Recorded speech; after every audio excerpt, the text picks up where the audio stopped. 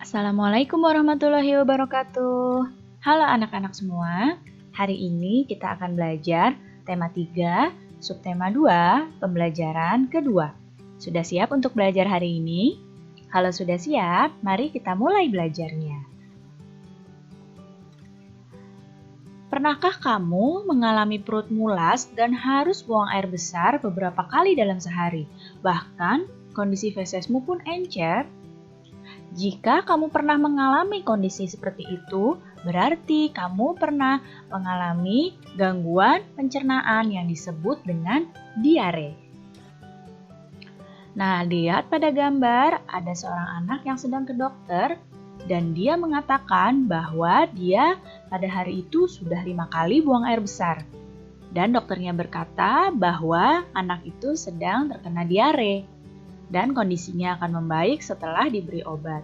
Sebenarnya, diare itu apa sih? Diare adalah penyakit yang ditandai dengan buang air besar yang encer dan lebih sering dari biasanya. Nah, diare itu terjadi ketika makanan dan cairan yang dimakan berlalu terlalu cepat dan terlalu besar jumlahnya pada saluran pencernaan. Lihat di sini, ketika di usus besar, ini makanan harus diserap airnya. Seseorang yang menderita diare, ini penyerapan airnya terlalu sedikit, sehingga feses yang keluar menjadi encer. Kenapa bisa diare? Diare itu dapat terjadi ketika kita mengonsumsi makanan atau minuman yang terkontaminasi bakteri, virus, atau parasit. Diare yang parah apabila tidak segera diobati dapat mengakibatkan tubuh kekurangan cairan dan bahkan dapat menyebabkan kematian. Jadi tidak boleh menganggap remeh diare. Jika merasa sudah diare, harus segera minum obat. Apa saja sih penyebab diare? Perhatikan baik-baik. Yang pertama, penyebab diare adalah infeksi virus. Di sini penyebab diare pada anak itu adalah rotavirus, ya. Jadi yang paling sering terjadi pada anak-anak adalah rotavirus. Kemudian penyebab diare yang kedua adalah infeksi bakteri dan parasit. Biasanya bakteri dan parasit ini masuk melalui makanan dan minuman yang sudah terkontaminasi. Kemudian ada intoleransi makanan. Ini terjadi pada sebagian orang yang tidak bisa mengonsumsi gula pada susu, sehingga diare setelah mengonsumsi produk susu. Kemudian ada alergi makanan. Biasanya reaksi negatif terhadap obat-obatan. Dan ada juga disebabkan oleh penyakit usus. Jadi menimbulkan diare kronis dengan banyak penyebab. Dan bisa juga karena gangguan usus fungsional atau stres. Jadi ini adalah penyebab-penyebab dari diare. Nah, bagaimana ya pengobatan diare? Jika diarenya masih belum parah, bisa diobati dengan cairan oralit atau cairan gula dan garam.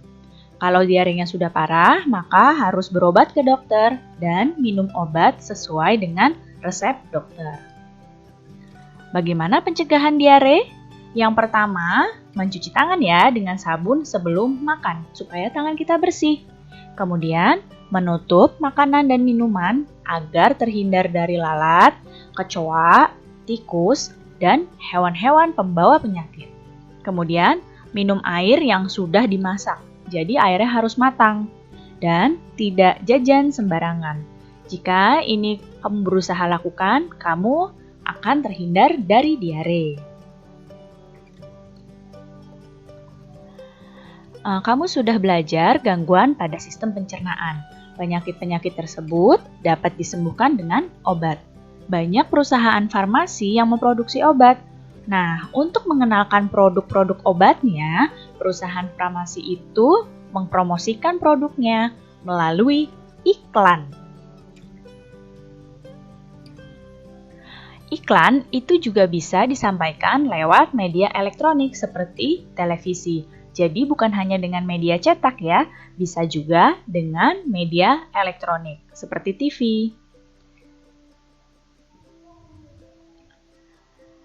Nah, ini adalah ciri-ciri iklan pada media elektronik. Pertama, disampaikan secara elektronik, yaitu bisa dalam bentuk audio, yaitu iklan pada radio. Jadi iklan pada radio itu bentuknya hanya audio atau suara. Dan bentuk video dan audio pada iklan di televisi. Bentuk video dan audio itu ada iklan di televisi. Kemudian, yang kedua, disampaikan dalam waktu singkat. Ciri-ciri yang ketiga, menggunakan bahasa formal dan non-formal.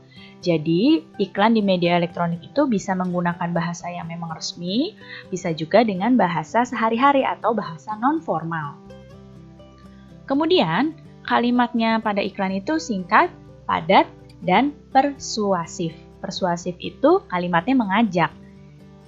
Kemudian, ketika iklan pada media elektronik itu harus menggunakan intonasi yang tepat, supaya iklannya tambah menarik.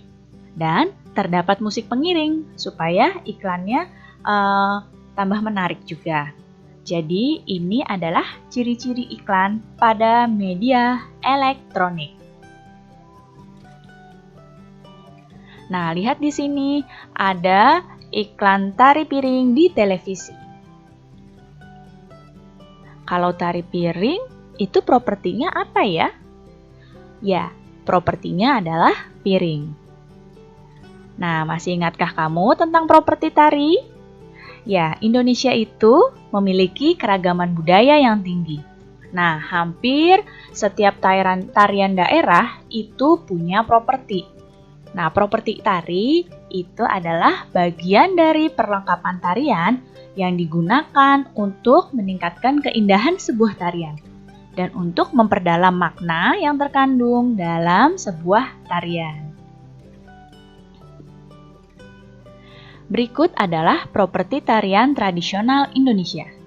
Nah, tari yang pertama adalah tari gantar. Asalnya dari Kalimantan Timur. Properti tari gantar adalah tongkat. Kemudian, nah ini namanya tari reog. Asalnya dari Ponorogo. Propertinya adalah topeng reog. Nih, topeng reognya yang ini ya. Ini adalah topeng reog. Kemudian, yang ini ada tari kuda lumping, asalnya dari Yogyakarta. Propertinya adalah jaranan. Jaranan ini adalah yang seperti kuda-kudaan ini nih. Ya, lihat di panah. Nah, ini yang seperti kuda-kudaan disebut dengan jaranan. Kemudian, ini tari baksa kembang, asalnya dari Banjar. Propertinya adalah rangkaian bunga. Nah, propertinya ini, rangkaian bunga. Selanjutnya, ada tari jaipong, asalnya dari Karawang. Propertinya adalah selendang. Kemudian, ada tari serampang 12, asalnya dari Sumatera Utara. Propertinya sapu tangan. Dan ada tari merak. Tari merak ini asalnya dari Jawa Barat. Propertinya adalah mahkota. Dan ada tari topeng. Tari topeng ini asalnya dari Cirebon. Propertinya tentu saja adalah topeng. Baik anak-anak, cukup sekian ya penjelasan Ibu kali ini. Mudah-mudahan kalian dapat paham dan mengerti. Terima kasih anak-anak semua. Sampai jumpa lagi. Wassalamualaikum warahmatullahi wabarakatuh.